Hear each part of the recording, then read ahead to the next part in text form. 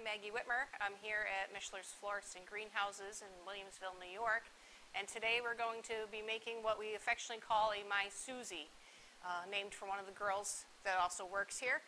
It's a combination of hydrangeas, cut hydrangeas, and miniature garden roses or a spray rose.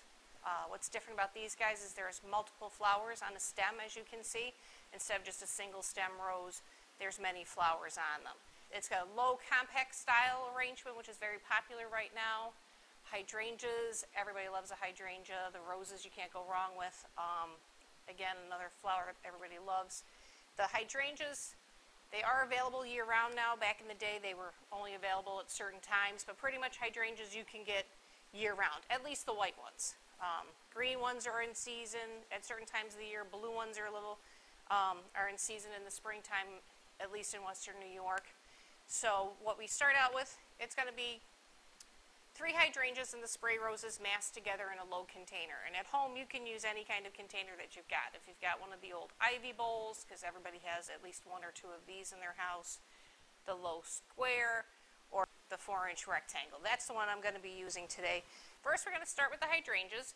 You want to remove the foliage off the bottom of them.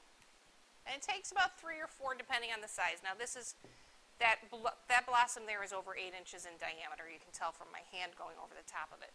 So today we're probably only going to need about 3 of them. And with hydrangeas, they're all on bracts. So if you go from underneath and you're pretty gentle with them, you can move them around. And that mobility is part of what makes a My Suzie special and gets the roses combined in there. You take another hydrangea. Now this is another pretty big one. Again, remove the foliage because we're not going to need it at all, for as pretty as it is. And you want to kind of loosen it up a little bit. Check and see, because no matter where or how fresh your hydrangeas are, there'll be a little bit of browning on there. And if you're going to give that to somebody, you don't want to have that little bit of brown sticking out. And every flower grows with a face, you know, that it faces one way better than another way. You really have to kind of look at them, loosen them up a little bit, and see which way they should be turned. This beautiful foliage is going to be all removed.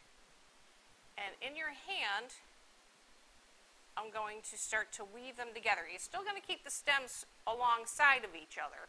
They don't really need to be crisscrossed, but you can see already what a nice mound of flowers is beginning to form. Then I'm going to take my third one, and again, one side's a little bit more flat than the other, so that's going to go towards the other flowers, and the more cascading side is going to go to the outside of our arrangement. So when it's placed on the vase, it'll fill it out and come down nicely. And again, all the stems are still straight alongside of each other. And now the spray roses, again, we need to remove all the foliage because with these low mass arrangements, there's no room for the foliage. That's why you have to take them all off. You never want to have greens below the water line in your vase arrangements, because that's where all your bacteria and bad things come from, and that will shorten the life of your arrangement.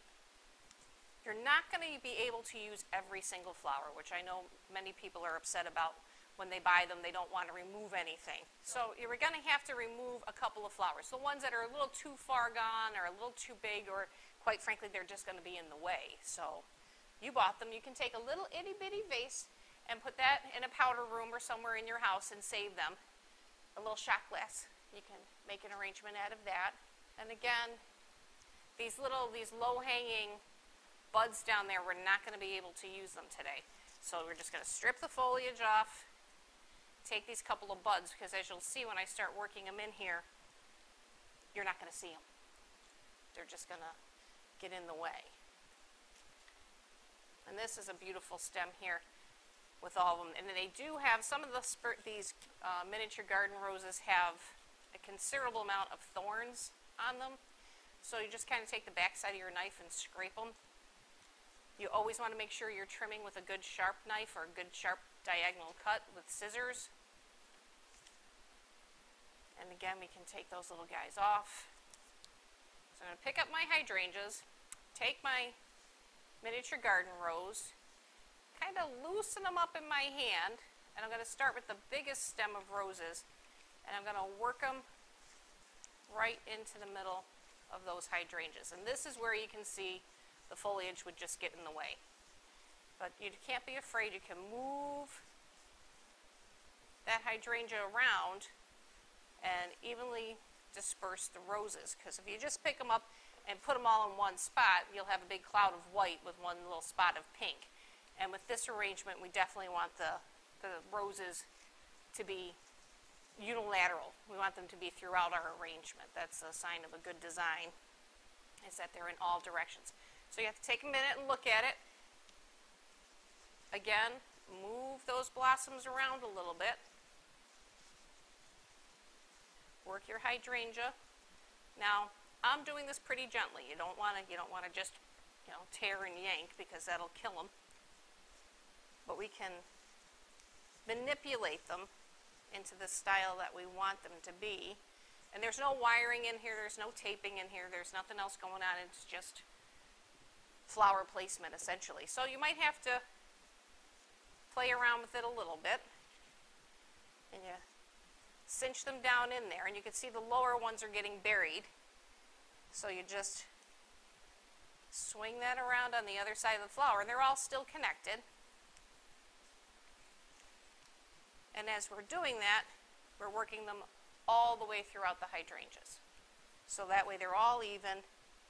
We have a couple more stems here, because when it comes to design, if you have it on the right, you have to have it on the left. If you got it at the top, you have to have it at the bottom. So when you take your flowers home, you don't want to just have hydrangeas on one side and roses on the other side.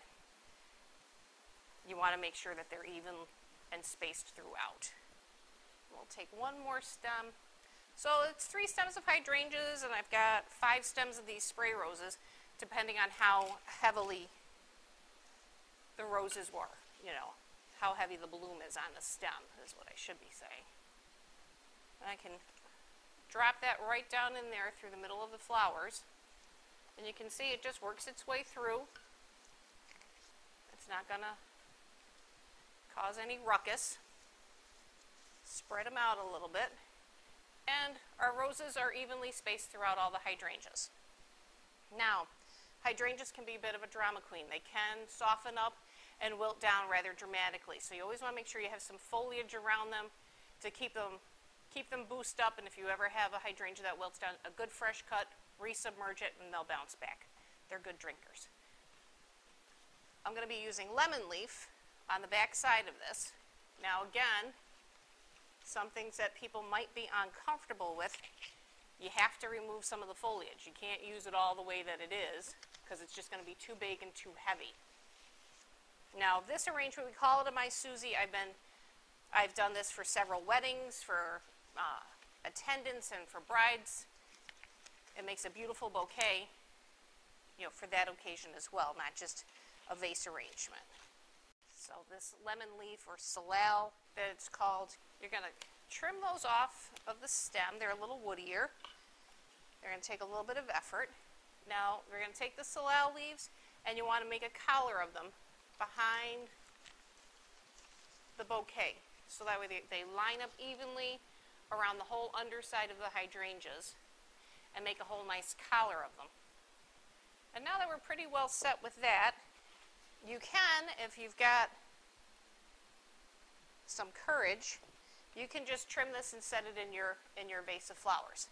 If you want to cheat, and that's a part of being a good designer as well, is knowing all the cheats, you can take a twist tie.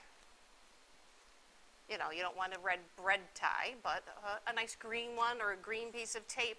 And if you just twist tie that around there and do it up nice and high against the flowers, that'll hold it all in place when you stand it up in your vase. Now I'm going to use my snips for the greens, because it's a pretty woody stem, and I don't want to use my knife on that. And then I'm going to cut each one of the roses and hydrangeas. Again, nice sharp knife, good diagonal cut. And you want a lot of surface area for these hydrangeas, because they drink an awful lot. So if we do that all the way around, we set that down and stand it up in our vase, there we go. there is a Mischler's Florist and Greenhouses My Suzie. So if you want to bring a little bit of brightness into your house any time of the year, the hydrangeas, like I said, they're available year-round. Everybody has some kind of low container in your basement, some spray roses, a little bit of thyme, and you can have a beautiful My Suzie on your own table.